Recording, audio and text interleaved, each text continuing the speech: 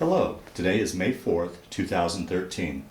We're meeting today with Mr. Wayne Clausen here in Loveland, Colorado to talk about his World War II experiences. My name is Brad Hoops. I'm the interviewer for the Northern Colorado Veterans History Project. Welcome, Wayne, and thanks for sitting down today to tell your story. Let's start out, if we could. Tell us a little bit about yourself, your date of birth, where you were born, a little bit about your family. Well, I was born April 23rd, 1924 in Litchfield, Nebraska. And, you know, I don't think she told you several things here that I've been in service twice. I was in, when I was 16 and enlisted in the National Guard. And then I spent a year with them, and then I got out and went back to high school again. Uh-huh. Now, So I had. did you grow up in Litchfield then? Oh no, no, I wasn't. That was just birthplace there, and I went from Litchfield to Ravenna, Nebraska. And then I was in Boulder when I went into the service. Okay, so you grew up there and moved to Boulder. What did your father do for a living? He was the manager of the Western Dollar Store there in Longmont. Oh, okay, okay. So, Any brothers and sisters? I had 2 or 3 brothers and no sisters. And where'd you fit in that order? I was in the second. Second, okay. Yeah, yeah. Okay. Yeah, So- my older brother was in the Navy during the war, and I was in the Air Force. Wow. So one question I always like to ask before we move on to your military experience, I don't know if you have much memory of it, but was your family much affected by the Great Depression? Yeah, we were pretty poor people. Yeah, Yeah. my dad had a hard time getting work there. He worked on the WPA for a while. Mhm. So, but we finally made it in the end there. We Yeah. came out all right. Yeah.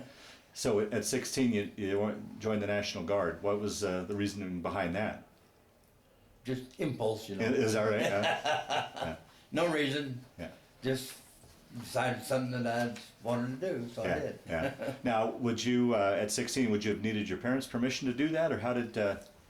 Well, I just was okay with them, but they didn't have to sign anything. Oh, and they I didn't? just Okay. lied about my age and went in Oh, there. did you? And, they didn't ask me for any proof. Oh, really?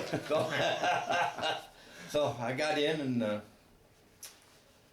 enjoyed myself. I was there. It was, Yeah. it was the infantry that time. And that was a full-time deal, or was it a weekend type of thing, or what was? So it was a full time. Full-time? Yeah, I went started in. It was in Camp Barkley, Texas, and Fortville, Oklahoma. And Oh, well, how was that? I mean, here's a 16-year-old going away from home. What was that like being away from home like that? didn't bother me. Didn't bother you? any. No tinge of homesickness or anything like no, that? I got along fine. Yeah. Yeah. And then, I'm kind of an independent person. oh, were you? Okay. So after, it was just a 1-year enlistment, or why did you? Just 1 year, Okay. and well, I got kind of tired of it, so I just went in and told them, said, "Hey, I'm only 16 years old," so they give me a discharge, Oh, honorable discharge. yeah, okay. So you So, came back home to Colorado then? Came back and went back to school, and I started working at a theater there, doing the ushering, and then in the morning I went and cleaned up, and in the evening I ushered. Oh, wow.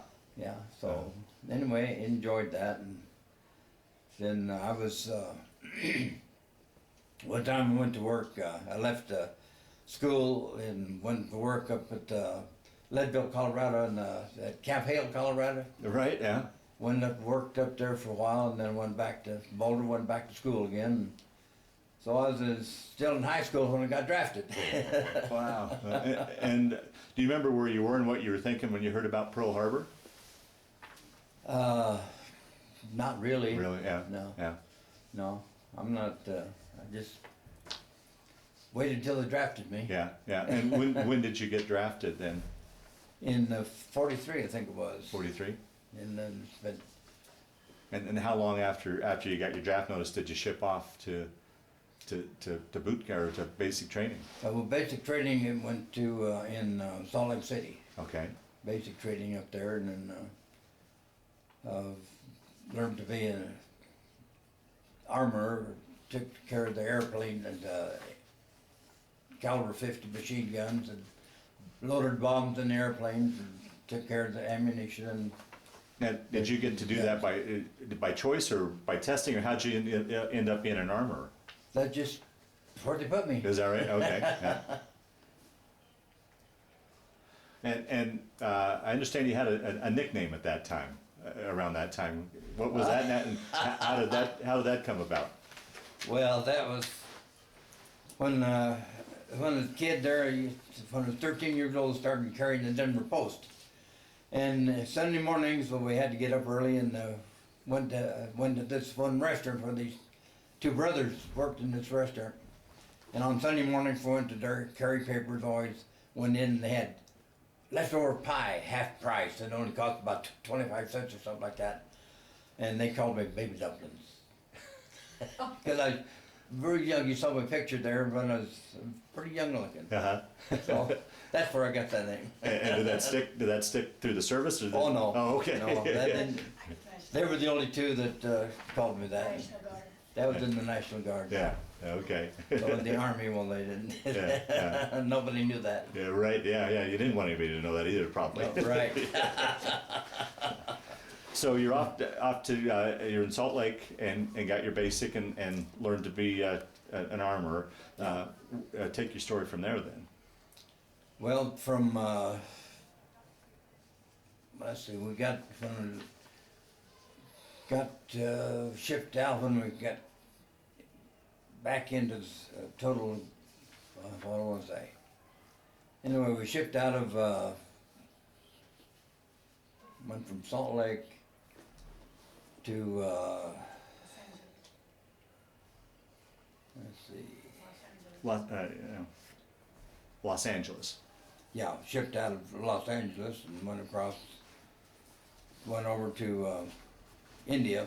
Well, that begs the question. Here's a boy from landlocked Colorado going to sea. What was that like? What was the crossing like? Did you get your sea legs? And talk a little bit about that Oh yeah, crossing. it was going across the Pacific. It was pretty smooth. Oh, was it? Yeah. Oh yeah, yeah. We went on a big luxury liner, so it was not like one of these little transports. Uh-huh. Yeah. Uh-huh. Yeah.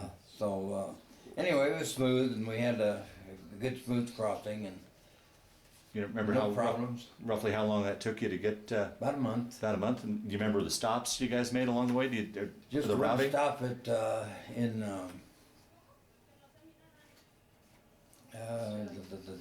I can't remember things very good. Australia. Australia, yeah. We made a stop in Australia just long enough for the ship to get supplies, then we took off. Oh, again. so you didn't get a chance to get off and They explore. would let again. us off. Oh, They would okay. let us off. Yeah. What would you guys do for 30 days? What would you guys do to pass the time on the ship? Played cards. Is that right? Yeah. Played cards, and we didn't do. They didn't make us do much of anything. Yeah. Really. Yeah. So Now, and at this point, were you guys already in a unit, or were you going over as replacement soldiers, or what? How were you guys moving at that point? Were you? we was in a unit. Oh, okay. Yeah. Okay. Our whole unit went over. When we went over there, we worked on B-29 airplanes.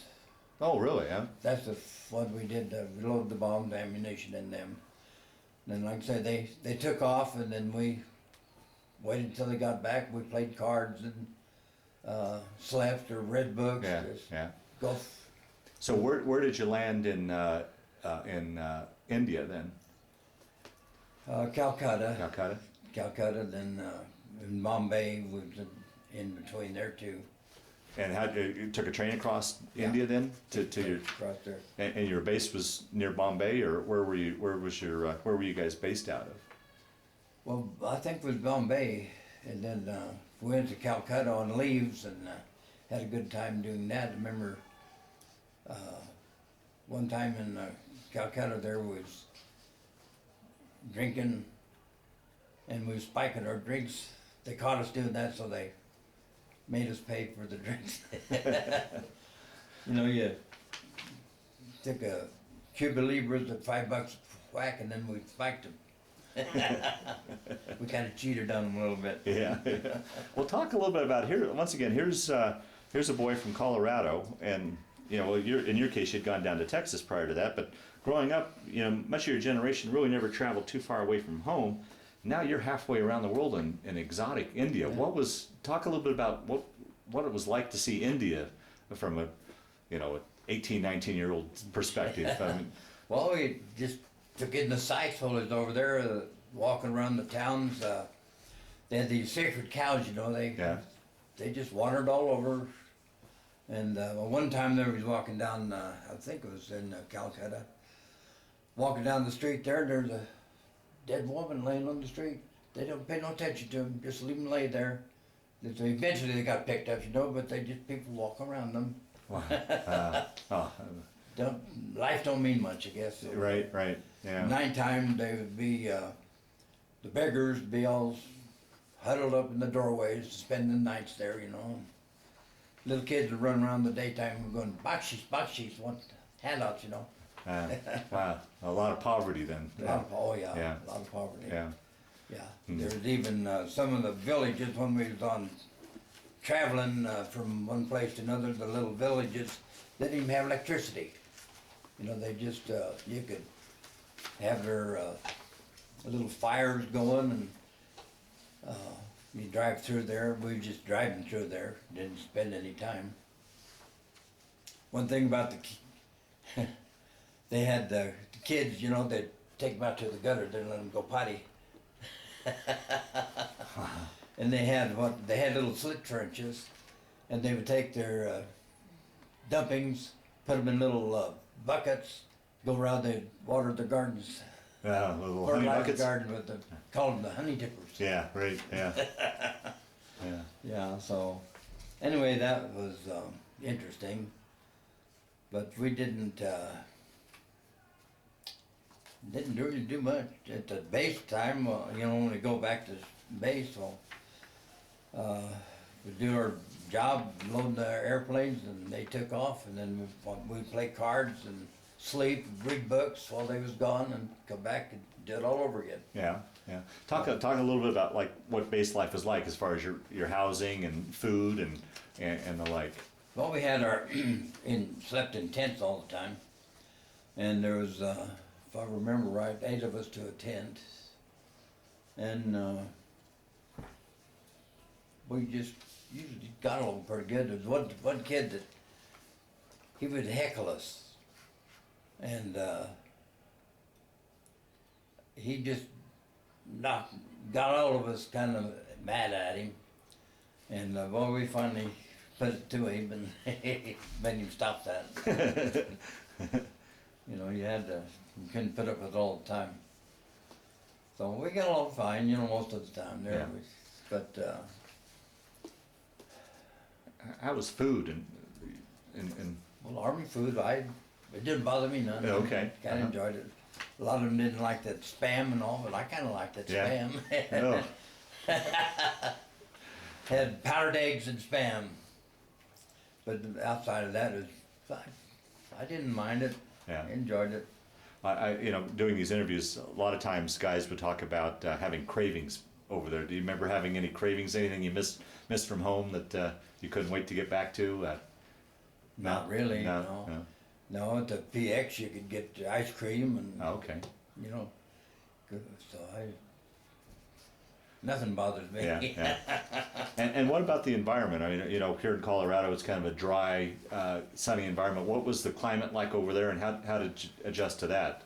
Well, we got a lot of rain, and then in one area there where it rained, I can't remember if it was over Burma or if it was, I think it was over Burma, where afternoon rain, and we'd strip off and go out and shower in the rain. Is that right? Hope that it rained long enough to get dry, you know, get rinsed off. One thing in the one place there we had in barracks, we was in barracks instead of tents, but it was thatched roofs, and you could just lay there in your bunk and watch the sawdust coming down from the what do you call them, the insects that eat the wood and all? Oh, the termites? Termites, yeah, termites just busy. Oh, wow. Then this one area there, well, a friend of mine, when we'd go out and they had a tennis court, we'd go out and play tennis. And it would be so hot when we got back to the barracks, lay down in the bunk there, sweat just pour off of you. But we didn't. We'd go out there and play tennis, get hot, and all come back and cool off. Well, you'd mentioned too, talk a little bit about when times you'd be inside the planes loading bombs and stuff, and how hot it would get in. Oh yeah, when we have these loading bombs there, we'd be sweating so much we'd be puddle of water at our feet when we got through loading the bombs. Wow. And we had to take salt. You had to take salt pills all the time, and your salt would rub your skin there, feel like you had sand all over it from the salt perspiration, you know. Wow. So you had to take those salt pills regularly, otherwise you'd get dehydrated. So Now, drink a lot of water. Did you stay at one base, or did you guys move? Did your base move around, or? But we moved some, and remember one time when we were moving one on what they call that Lido Road, and we had a caravan of Negro truck drivers. Oh, okay. And man, there was really wild drivers. And that road, just winding, real winding road there. And so that was one time we was moving from one base to another on that Lido Road, they called it. Now you had mentioned you were in India, but I think you mentioned, did you guys move to Burma? Were you in Burma as well then, or? I was in China and Burma, India, all three places. Oh, you had moved all. Oh yeah. Oh, really? How did you, when you got to China, did you have to go over the hump to get to China, or how'd you? Well, the airplanes flew fuel over the hump, and they called that the aluminum highway because Right. there lost so many planes. That's out right. there Yeah. on Yeah. that. But when I was working on those airplanes, I was just doing little service work on them. We didn't load them up plane with the bombs or anything. They were loaded up with fuel. And we had a job of servicing the engine. They have to have filters on them. You change the oil filter, the gas filters on them, and that's all we did on those. Then the other time was when I was on the bombers. But that was one time when they take when you first go into service, they give you an aptitude test. Right.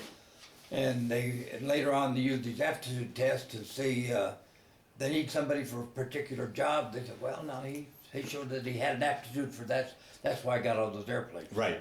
Okay. Yeah.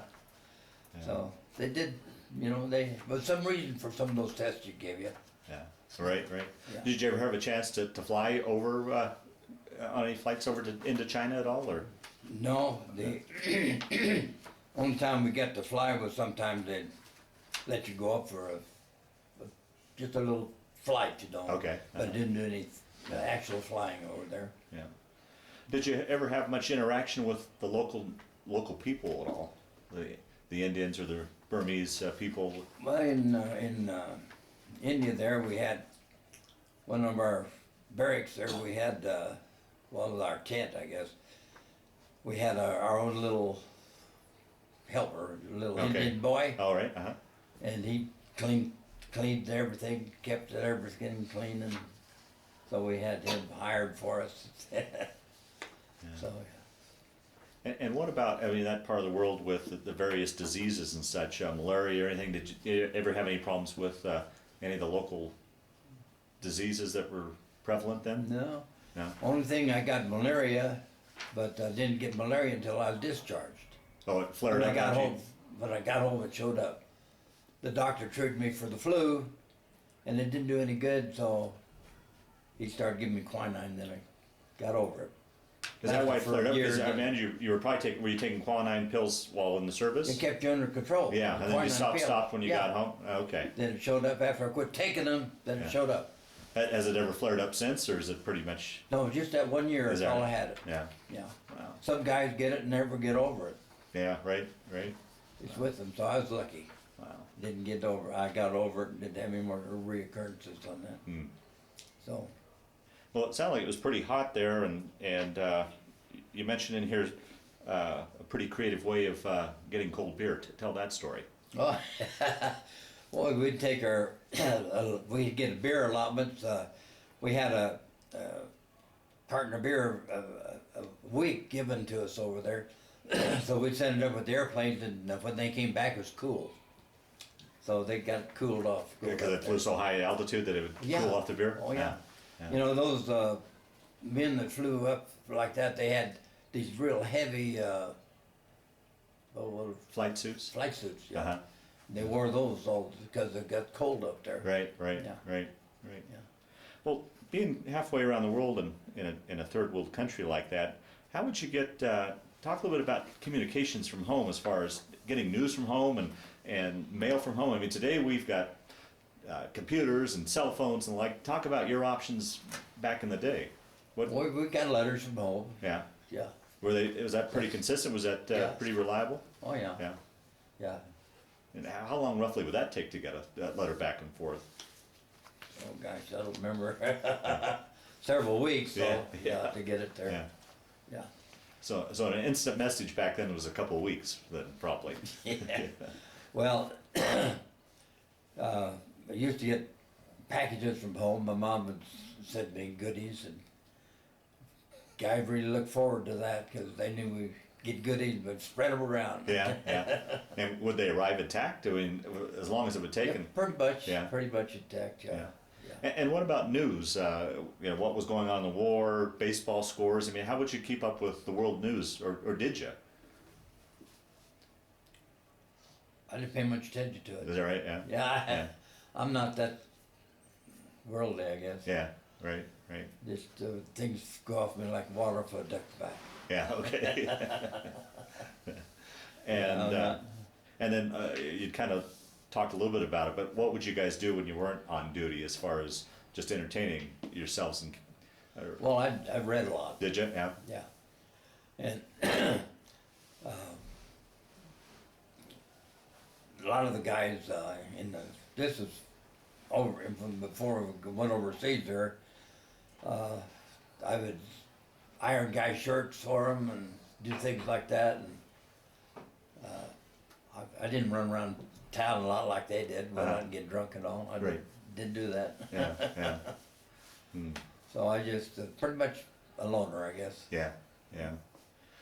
So, do you remember where you were when you heard that the war was over? I mean, it was. You remember that day? Was there a celebration on the base, or? Oh yeah, I was at that time I was back in India, I'm pretty sure. Yeah. So we just waited for time to get back home. You know? Yeah. And then, how much longer were you guys there before you were able to get? I head just home? think it was just a few months. Wasn't too Few long. months. Yeah. Still. Wasn't too long before we got shipped out. And then we came back on the Atlantic Ocean. It was pretty rough in the wintertime on the Atlantic. So you went through the Suez Canal and the Mediterranean, or did you go around Africa? Do you remember? What was that trip? You got it showed that there. She got all that down. Anyway, that so darn rough that old ship, the bow would go way down underneath, Yeah. and the rudder or the propeller would come out and just shudder. Yeah. Yeah. That it just keep reversing all the time. Yeah. So according to the map, you went through the Suez Canal and the Mediterranean, and then across the Atlantic. So on the way there, you went through the Panama Canal. Yeah. You didn't go through the Pacific. Do you remember going through the Panama Canal? Yeah, as I recall it, they had a team of mules that pulled the ship through the canal. On that. Wow. Wow. What a route. Wow. You remember how long it took roughly for you to get home? Well, it's again about a month Again? Yeah. Yeah. And you pulled into New York, so I'm assuming you went by the Statue of Statue Liberty. of Liberty in the Tell middle that- of the snowstorm. In a snowstorm, yeah. After spending all this time in the tropics. Yeah, right. Yeah. It got pretty cold. Can you describe the feeling when you came into port and saw Oh, it was the just old lady up wonderful, wonderful to see that old statue up there. Yeah, You know? yeah. Wow. Yeah, it didn't take us long to get. I don't remember how long it took us before we got on the train. It seemed like it just pretty fast to getting back from New York to back to Denver to get discharged and all. And you were mustered out in Denver then? Yeah. Yeah. Yeah. Yeah. All right.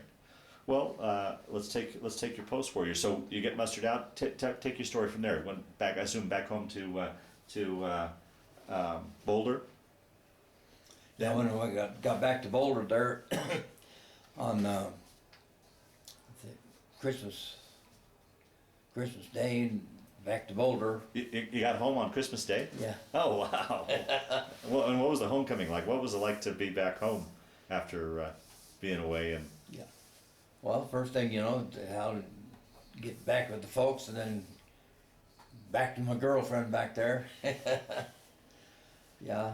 So anyway, when I went back to work, my dad was the manager of Western Auto Store there.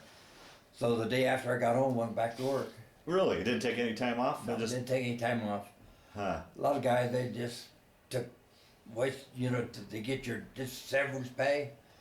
They blew that, and then they went back to work. But I went right back to work the day I got home. Really? Wow.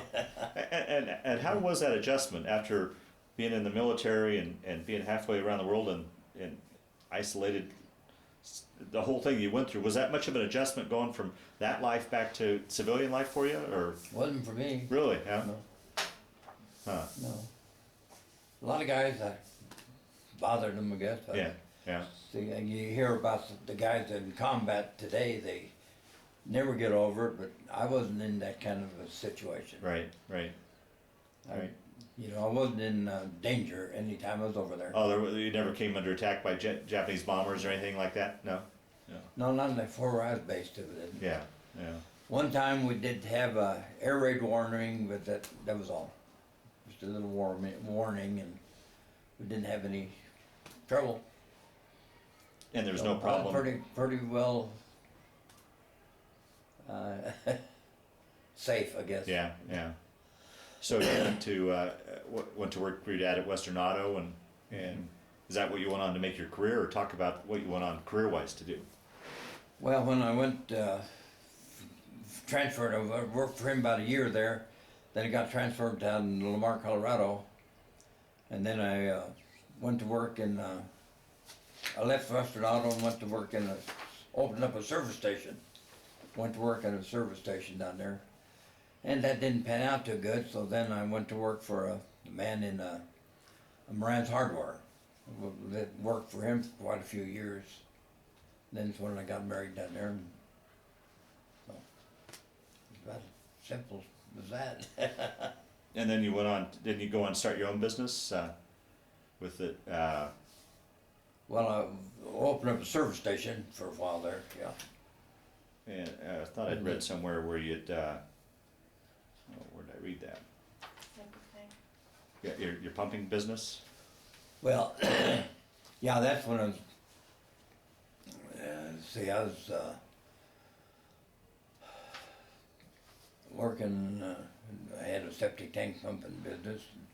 Did that after hours after I got through working at the store there. Then at nighttime, I went and pumped septic tanks. And in the wintertime, it's pretty rough in the wintertime down there. Get pretty cold at night when you pump those. I had a hard time keeping my tank from freezing while I was pumping. So, anyway, We'll talk a little bit about family. You said you got married. Talk about that, and children, grandchildren.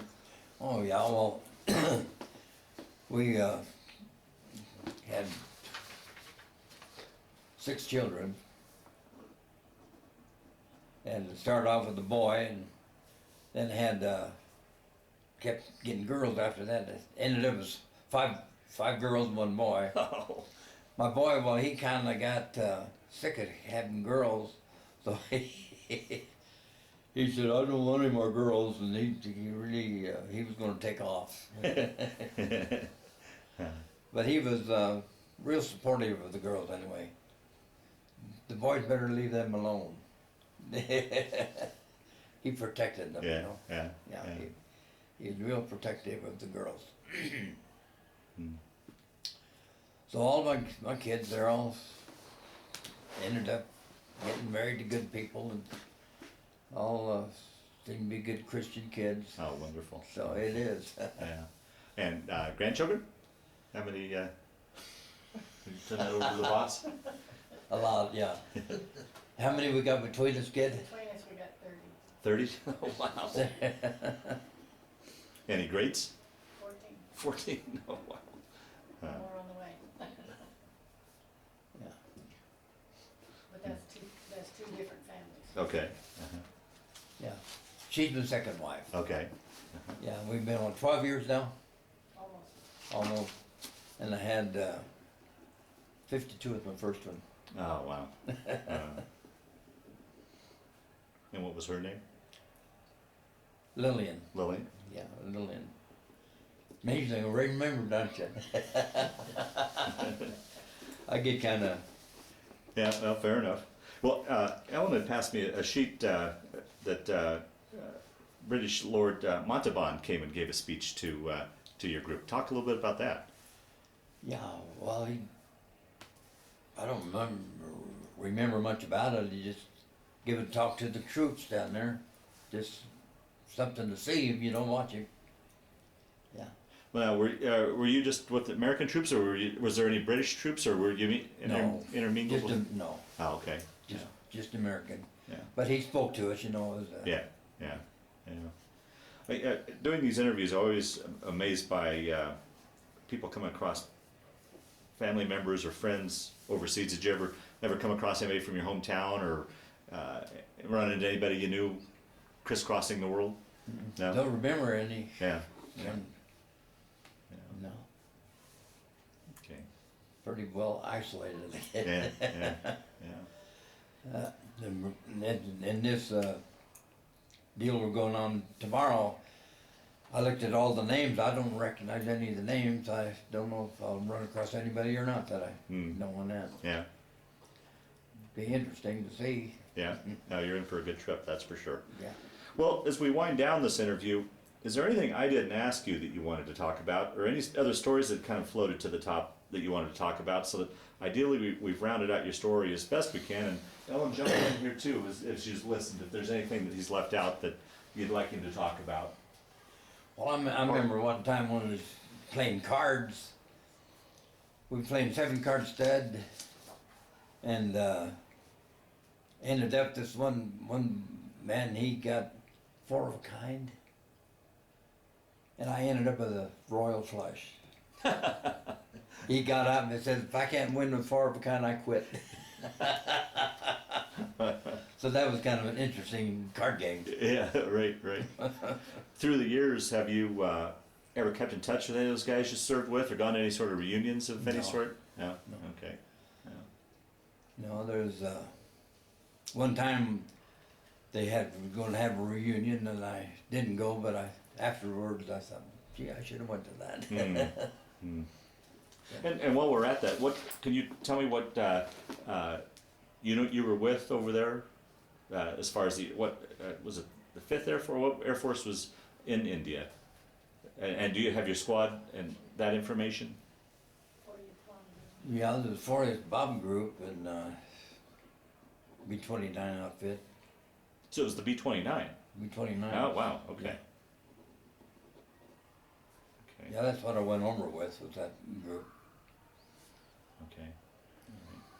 Well, Ellen, do you think of anything that he's left out you'd like to? Not too much. The only thing I can think of is when he was in training, he didn't sing loud enough for the. Yeah, tell that story. You got it. Oh. Go ahead.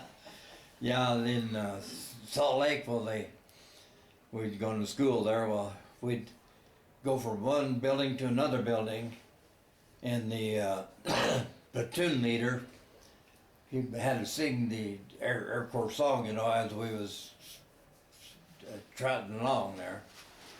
And when we didn't sing loud enough, he'd make us go faster. The faster he went, the softer we got. And he got tired of that, and he said, well, he's not going to sing for me, so he just quit, gave up on us. Do you think during that time in basic and your other schooling there that you had an edge over the other, with that 1 year National Guard experience? Do you think you had an edge over some of the other guys there that you were training with, or? Just during marching, I remember we'd marching, and one time guy came in, "You've had some experience, haven't you?" Marching, you know. So I used to in the. This was before the war. This is when I was in the Guard. We used to have these Saturday reviews.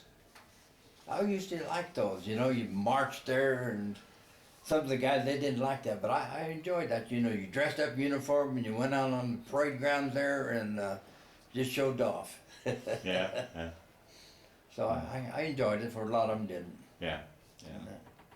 Well, the last question I always like to ask with these interviews, that period of time that you're in the service and overseas and everything you'd gone through, how do you look at that? Did it change your life, affect your life, play a role in your life at all, or was it just simply a chapter in your life that you'd gone through? How would you answer that? I think you did. Just a chapter in life I went through. Yeah. Didn't change me any that I know of. Yeah. Okay. Didn't seem to anyway. Okay. All right. Well, I want to thank you, Wayne, for sitting down to tell your story today, but more importantly, I want to thank you for your service to our country. Well, thank you.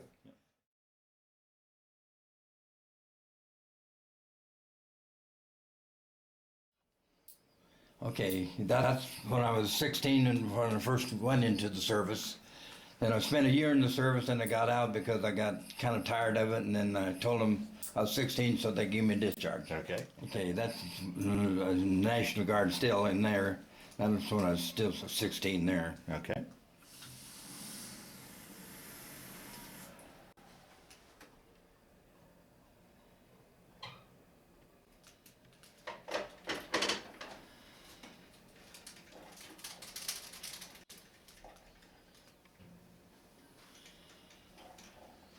Are you recording or just? That's me and my mom just before we shipped out to Go overseas. Did you have a Overseas. furlough before you, after basic? Were you home on furlough for that? yeah. Okay. That's your mom on Mother's Day, right? May 9, 1943, Mother's Day. That's the ship that we went over to India on, and it was a big luxury liner converted to a troop ship. The USS Mount Vernon. Uh-huh. Okay. Okay, that was B-25 airplane that we loaded the bombs up on, and that would have been in Burma. Okay. So you did both B-25 and the 29s? Yeah, but 29 first, and then the B-25 after that. Okay. Okay. This is me, and then me and my buddies over there. That's you. Okay. That's me in the middle there smoking my pipe. With a bunch of guys from the base there? Yeah, from the base there. Just another group of men around the base there, and it's me in the middle again. Okay. Okay. That's our trip around the world. This is where we went, and then this is coming back over here. Yeah. Oh, wow. That's me today. My uniform don't quite fit me now. I've outgrown it. Yeah, but you can still put it on. I mean, at least not a Yeah. whole lot of guys can say that. Yeah. Put it on, and my cap still fits. Yeah. 89 years old. Very good.